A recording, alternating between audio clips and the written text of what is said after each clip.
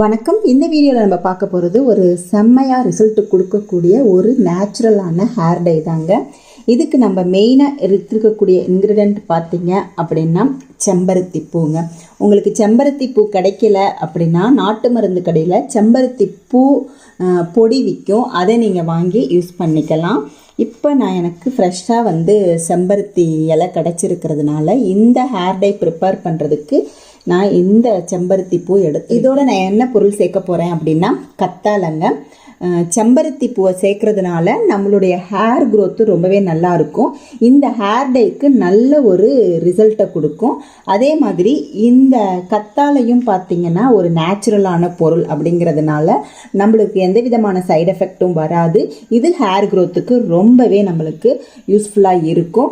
அதே டைமில் நம்மளுடைய ஹேர் நல்லா பளபளன்னு இருக்கிறதுக்கு இந்த செம்பருத்தி பூவும் கத்தாழையே நம்மளுக்கு ஹெல்ப் பண்ணும். இதை ரெண்டையுமே நம்ம ஒரு மிக்ஸி ஜாரில் போட்டு கிரைண்ட் பண்ணி எடுத்துக்கலாம். ஹேர் டை ப்ரிப்பேர் பண்ணுறதுக்கு நம்ம இதில் இருக்கிற சதைகள் மட்டும் போதும். இப்போ இதை நம்ம கட் பண்ணி எடுத்துக்கலாம். கத்தாழையை யூஸ் பண்ணுறதுக்கு முன்னாடி நல்லா கழுவிடுங்க.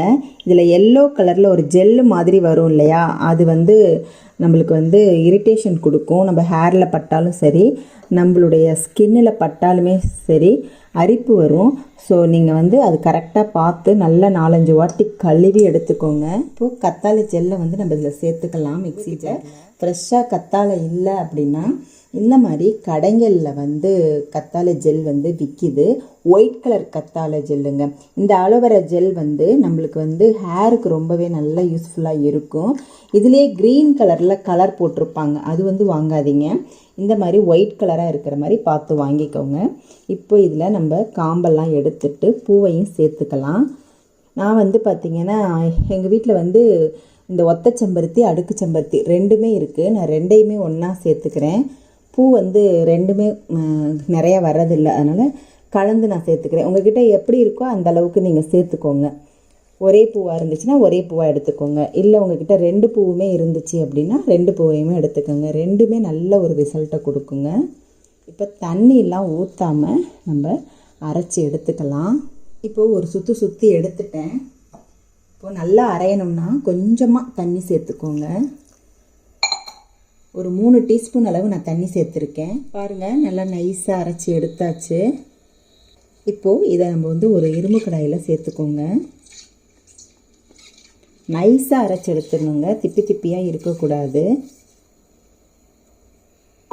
பாருங்கள், நல்லா வளவலன்னு இருக்குது பாருங்கள். இப்போது இதில் நம்ம 2 டீஸ்பூன் அளவு நெல்லிக்காய் பொடி சேர்த்துக்கோங்க. இந்த நெல்லிக்காய் பொடி சேர்க்கறதுனால நம்மளுடைய ஹேர் க்ரோத் செம்மையாக இருக்குங்க. அதே மாதிரி இந்த நெல்லிக்காய் பொடி இந்த ஹேர் டைக்கு நல்ல ஒரு ஆக்டிவேட்டராக இருக்கும். இந்த ஹேர் டையை நல்லா கருமையாக மாற்றும். அடுத்த பொருள் பார்த்தீங்க அப்படின்னா கரிசலாங்கண்ணி பொடி. இந்த கரிசலாங்கண்ணி இலை பொடியை நம்ம சேர்க்கும்போது நம்மளுடைய ஹேர் க்ரோத் ரொம்பவே அமேசிங்காக இருக்குங்க. காடு மாதிரி வளரும், நல்ல ஒரு ஹேர் க்ரோத்தை கொடுக்கும். கரிசலாங்கண்ணி இலை அப்படின்னாலே நல்லா கருமையாக மாறக்கூடிய ஒரு பொருள். நீங்கள் கரிசலாங்கண்ணி இலையை நம்ம அரைச்சி மிக்சியில் அரைச்சோம்னாலே நல்லா கருப்பாக வருங்க. நல்ல ஒரு ஆக்டிவேட்டராக இந்த கரிசலாங்கண்ணி இந்த ஹேர் டைக்கு ஹெல்ப் பண்ணுங்க. இப்போ எல்லாத்தையும் நான் மிக்ஸ் பண்ணிக்கிறேன். கொஞ்சமாக தண்ணி சேர்த்துக்கலாம்.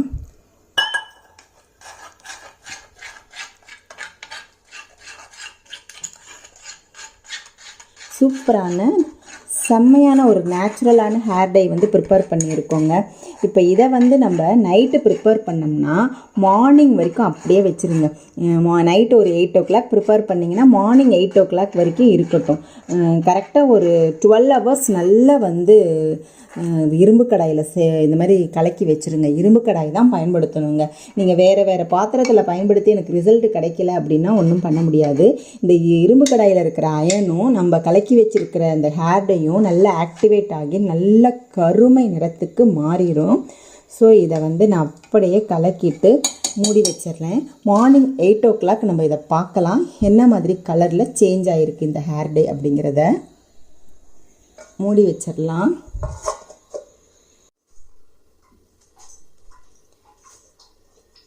பாருங்கள், மார்னிங் ஆயிடுச்சு. நடுவில் ஒரு வாட்டி நான் வந்து படுக்க போகிறதுக்கு முன்னாடி ஒரு வாட்டி கலக்கி விட்டேன். 8 மணிக்கு நான் கலந்து வச்சேன். ஒரு 10 o'clock ஒரு வாட்டி வந்து மிக்ஸ் பண்ணி விட்டுட்டேன். பாருங்கள் எவ்வளோ கருப்பாக இருக்குந்துச்சு, பாருங்கள் எவ்வளோ கருப்பாக இருக்குது. இந்த ஹேர் டையை நீங்கள் 3 மாதத்துக்கு ஒரு வாட்டி அப்ளை பண்ணால் போதும். நல்ல சூப்பராக நம்மளுக்கு ரிசல்ட்டு கிடைக்குங்க. ஃபஸ்ட்டு வந்து ஆரம்பத்தில் நீங்கள் வீக்லி ஒன்ஸ் வந்து அப்ளை பண்ண ஆரம்பிங்க. அதுக்கப்புறமா மந்த்லி ஒன்ஸ் அந்த மாதிரி அப்ளை பண்ணுங்க. கொஞ்ச நாள்லேயே உங்களோட முடி வந்து ரெகுலராகவே பிளாக் ஆக ஆரம்பிச்சிரும். ஸோ நீங்கள் வந்து இதை ஒரு 3 மாதத்துக்கு ஒரு வாட்டி அப்ளை பண்ணாலே போதுங்க. உங்களுடைய முடி வந்து நிரந்தரமாக கருப்பாயிடும். அந்த அளவுக்கு ஒரு சூப்பரான செம்மையான ரிசல்ட் கொடுக்கக்கூடிய ஒரு ஹேர் டை தான் இது. அப்ளை பண்ணி பாருங்கள். பார்த்துட்டு எப்படி இருந்துச்சு அப்படின்றத கமெண்டில் மறக்காமல் சொல்லுங்கள்.